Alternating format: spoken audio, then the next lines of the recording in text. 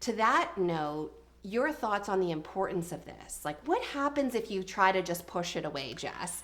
My name is Nancy Marchese. I'm a board-certified doctoral level behavior analyst and a clinical psychologist. My goal is to help 2 million children with autism and their families by transforming their lives, and I can't wait to help you too.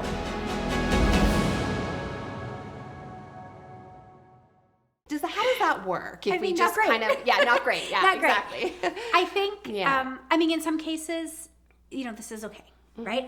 And for all the reasons that you mentioned, this is hard for so many reasons.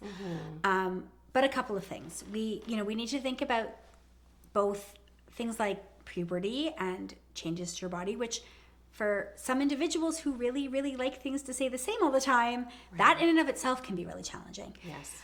Thinking about safety skills, we know that individuals with autism are both exponentially more likely to be victims of, sexual assault or other sorts of sexuality-related incidences than other disability populations, not just than sort of other neurotypical populations, but also they're also more likely to be offenders of sexual misconduct as well, for lots of reasons related to all kinds of things, the way that we teach and some things related to sort of diagnosis as well. And so from a safety perspective, this is really, really important. It's important to sort of set up good foundational skills early and as often as possible.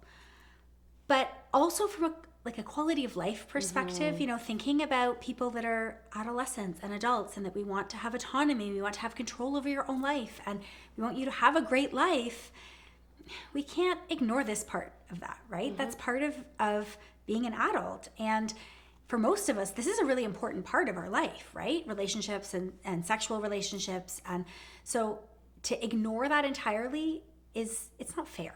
Right? I think it means we're not really doing a good enough job for this community in the service that we're providing.